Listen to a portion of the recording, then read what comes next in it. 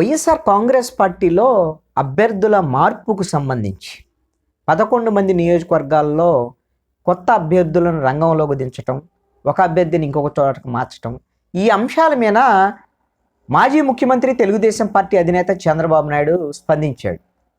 చాలా వ్యంగ్యాస్త్రాలు సంధించాడు వైఎస్ఆర్ కాంగ్రెస్ పార్టీ మీద, అదేవిధంగా ముఖ్యమంత్రి వైఎస్ జగన్మోహన్ రెడ్డి మీద. తన 40 ఏళ్ల రాజకీయ జీవితంలో ఇప్పటి వరకు అసలు ఎక్కడా చూడలేదు. ఎమ్మెల్యేలు, ఎంపీలు వీళ్ళని ట్రాన్స్ఫర్ చేయటం ఏంటి ఒక నియోజకవర్గం నుంచి ఇంకో నియోజకవర్గానికి, అసలు ఈ విచిత్రం ఏందో నేను ఇంతవరకు చూడలేదు అనేటువంటి విధంగా వ్యంగ్యంగా ఆయన మాట్లాడారు. అయితే ఒక నియోజకవర్గంలో గెలవనటువంటి వాళ్ళు చెల్లని కాసు ఇంకొక నియోజకవర్గానికి వెళ్ళేసరికల్లా చెల్లె కాసు అయిద్దా? వాళ్ళు గెలుస్తారా? అసలు ఏమిటి ఈ విధంగా ఎందుకు మార్పులు చేర్పులు అనేటువంటి దాని మీద మాట్లాడటంతో పాటుగా ఆయన ఒక స్పష్టత ఇచ్చారు. సామాజిక న్యాయం కోసమే నేను మారుస్తున్నాను, ఎస్సీ ఎస్టీ బీసీ మైనార్టీలకు నేను అవకాశం ఇవ్వడానికి మారుస్తున్నాను అని చెప్పినటువంటి జగన్మోహన్ రెడ్డి ఎస్సీలకు సంబంధించినటువంటి 2 మంత్రుల్ని ట్రాన్స్ఫర్ చేశాడు నియోజకవర్గాలు, ఒక బీసీ మంత్రిని ట్రాన్స్ఫర్ చేశాడు. ఎస్సీ ఎస్టీ బీసీ మైనార్టీలకు సంబంధించినటువంటి ఎమ్మెల్యే టికెట్ విషయాల్లోనే ఈ విధమైనటువంటి వివక్షతని జగన్మోహన్ రెడ్డి పాటిస్తున్నాడు. వీళ్ళేమి సామాజిక న్యాయం అనేటువంటి విధంగా కూడా మాట్లాడారు. ఇంకొక సవాల్ కూడా విసిరాడు జగన్మోహన్ రెడ్డి నిజంగా నువ్వు గిన సామాజిక న్యాయం పాటించేది ఉంటే మరి పులివెందల్లో నువ్వు పోటీ చేస్తున్నావు కదా, నీ పులివెందలకు సంబంధించినటువంటి సీట్ని ఏబీసీకో ఏఎస్సీకో లేకపోతే ఎవరికైనా ఇచ్చి వాళ్ళని పోటీ చేయించు. నువ్వు ఎక్కడైనా పోటీ చేసి గెలుస్తావు కదా, నువ్వు గెలిచేటువంటి అవకాశం ఉండేటువంటి మీ ఇంకో చోట నుంచి పోటీ చేయగలవా నువ్వు అని, నువ్వు అలాగుండే అవకాశం ఉంటే నువ్వు ఇంకో చోట నుంచి పోటీ చేయి, పులివెందలు వదిలిపెట్టి అనేటువంటి విధంగా ఇది కొంత ఈ సవాలు చంద్రబాబు నాయుడు మీద ప్రతి విమర్శలు పెరగడానికి అవకాశం ఉంటుంది. ఎందుకోసమనంటే చంద్రబాబు నాయుడు కూడా కుప్పం నుంచే రెగ్యులర్గా పోటీ చేస్తున్నాడు. అదేవిధంగా కీలకమైనటువంటి నేతలందరూ కూడా, ఇప్పుడు పవన్ కళ్యాణ్ మొన్న భీమవరము గాజువాక నుంచి పోటీ చేశాడు, ఇప్పుడు మళ్ళీ భీమవరం నుంచే పోటీ చేస్తాడు అని అంటున్నారు. నారా లోకేష్ మంగళగిరి నుంచి పోటీ చేసి ఓడిపోయాడు, మళ్ళీ మంగళగిరి నుంచే పోటీ చేస్తాడని చెప్తున్నారు. ఆ విధమైనటువంటి కీలకమైనటువంటి పార్టీలకు సంబంధించినటువంటి నేతలు ఒక చోట నుంచే పోటీ చేయటం అనేటువంటిది, ఒక నియోజకవర్గాన్ని ఎంపిక చేసుకోవటం అనేటువంటిది ఎందుకు అని అంటే వాళ్ళు ఇంకొక అంశాలు ఏమిటి అని అంటే ప్రాధాన్యత ఎన్నికల సమయాల్లో విస్తృతంగా రాష్ట్రమంతా తిరగాలి కాబట్టి తన నియోజకవర్గం మీద ఎక్కువ సమయం కేటాయించడం అనేది అసాధ్యం.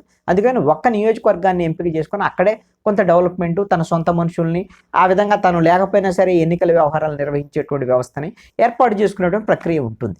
ఇప్పుడు జగన్మోహన్ రెడ్డిని ఈ విధంగా సవాల్ చేశాడు చంద్రబాబు నాయుడు. కాబట్టి ఇప్పుడు వైఎస్ఆర్ కాంగ్రెస్ పార్టీ వాళ్ళు కూడా సవాల్ ఇస్తారు. మరి మీకు దమ్ముంటే చంద్రబాబు నాయుడు నువ్వు కుప్పం నుంచి కాకుండా వేరే చోట నుంచి పోటీ చేయి అని వాళ్ళు కూడా సవాల్ విసురుతారు. మరి దానికి తెలుగుదేశం పార్టీ ఎలా తీసుకుంటుందో తెలియదు.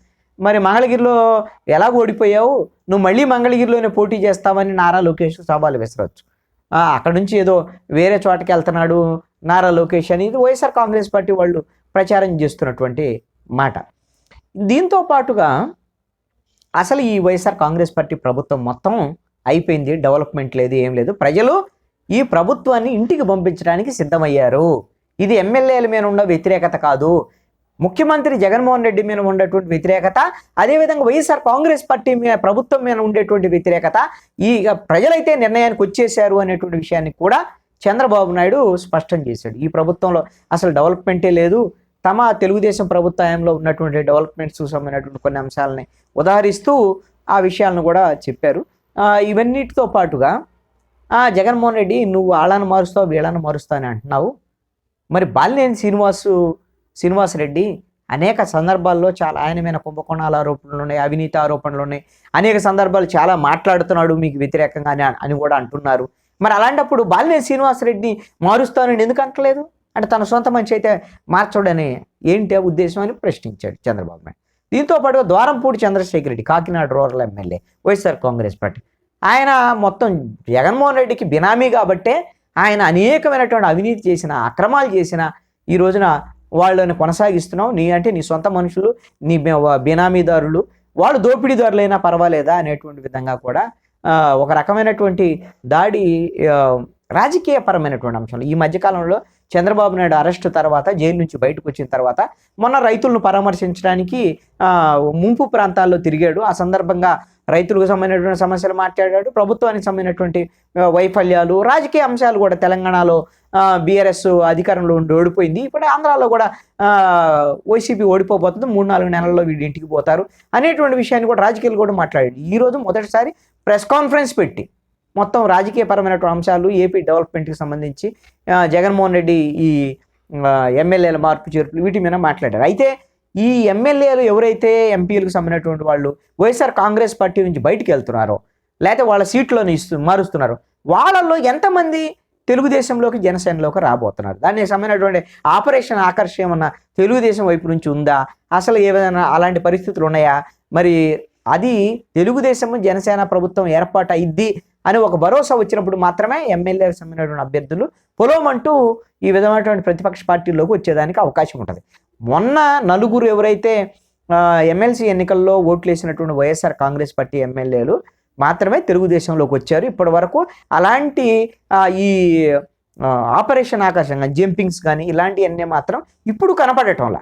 ఆ విధమైనటువంటి ఆ పరిస్థితులు ఏమైనా ఉంటాయా అనేటువంటిది భవిష్యత్తులో తేలాల్సి ఉండడం. దానికి సంబంధించినటువంటి వివరాలను అయితే పూర్తిగా చంద్రబాబు నాయుడు ఇంకా చెప్పుకుంటలేదు.